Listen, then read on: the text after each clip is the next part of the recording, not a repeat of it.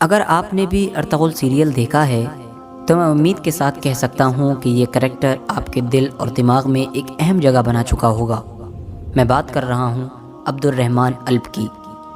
آج کی ویڈیو میں ہم بات کرنے والے ہیں کہ آخر عبد الرحمن الپ کی ریئل ہسٹری کیا ہے، ان کی زندگی کیسی گزری اور انہوں نے کون کون سی جگہ پر فتوحات حاصل کی، اور ان کی عمر کہاں سے لے کر کہاں تک ہوئی، یعنی کتنی عمر پائی، اور اس کے علاوہ ان کی محبت سے متعلق بھی کچھ اہم بات کریں گے۔ ناظرین گرامی، ویڈیو شروع کرنے سے پہلے میری آپ سے چھوٹی سی گزارش ہے کہ اگر آپ ہمارے چینل پر نئے آئے ہیں تو چینل کو سبسکرائب کرتے ہوئے پاس ہی میں بیل آئیکن کو بھی دبا دیں تاکہ اسی طرح کی نالجبل ویڈیوز کا یہ سلسلہ جاری رکھا جا سکے۔ ہماری حوصلہ افزائی کے لیے ہماری ویڈیو کو بھی ہمیشہ کی طرح لائک ضرور کریں۔ حضرت عبد الرحمن الپ، آپ کا تعلق قائی قبیلے سے تھا اور آپ کا نام مشہور صحابی رسول حضرت عبد الرحمن بن عوف کے نام سے منسوب ہے۔ اردو تاریخ نے بھی آپ کو عبد الرحمن سے ہی پکارا ہے۔ آپ ایک بہت ہی جانباز بہادر سپاہی اور حضرت ارطغرل غازی کے بہت ہی خاص دوست تھے۔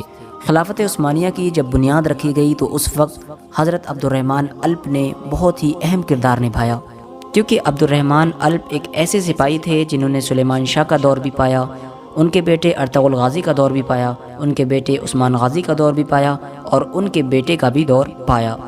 حضرت عبد الرحمن الپ نے عثمانی فوج کے ساتھ بہت ساری جنگیں لڑیں اور ان میں بہت سی جگہ فتوحات حاصل کی۔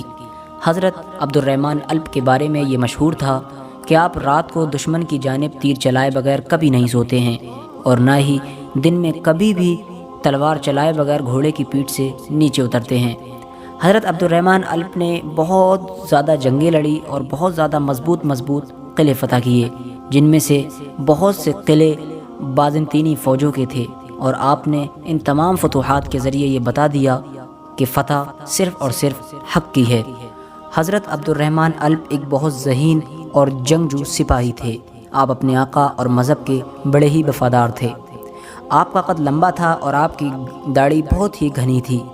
آپ دیکھنے میں جتنے نرم، اندر سے دوسروں کے لیے اتنے ہی سخت تھے۔ آپ کے بارے میں کہا جاتا ہے کہ آپ کے اخلاق اور آپ کے نظریات سے متاثر ہو کر بازنطینی علاقوں میں بہت سے لوگوں نے اسلام قبول کیا تھا۔ آپ ارطغرل غازی کے بیٹے حضرت عثمان غازی کے ساتھ بھی کافی دنوں تک لڑتے رہے تھے، اور حضرت عثمان غازی کے دور میں آپ نے کئی بار فوجیوں کی سپہ سالاری بھی کی۔ اور آپ کو بتا دیں کہ جب عثمان غازی نے اپنے چاچا کو مارا، یعنی ان کو قتل کیا کیونکہ ان کے چاچا نے ان کو دھوکہ دیا تھا، تو اس وقت بھی حضرت عبد الرحمن الپ حضرت عثمان غازی کے ساتھ حاضر تھے۔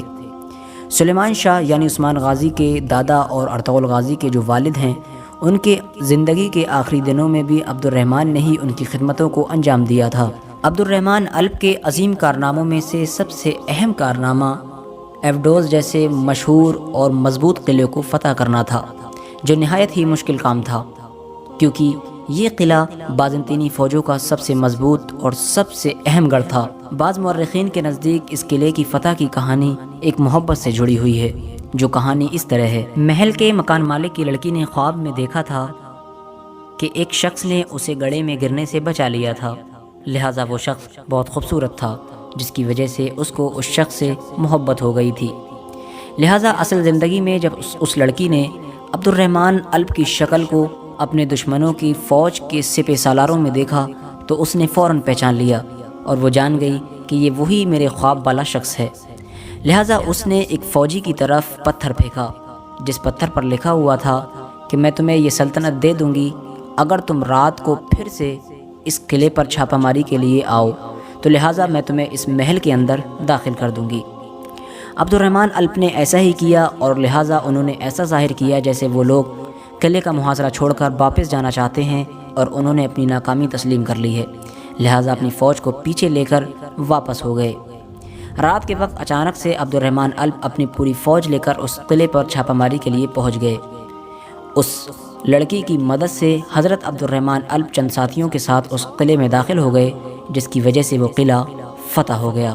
اس کے بعد آپ نے اس لڑکی کے ساتھ نکاح کر لیا، جس کے بعد اس لڑکی سے آپ کو ایک اولاد بھی اللہ تعالیٰ نے نصیب فرمائی۔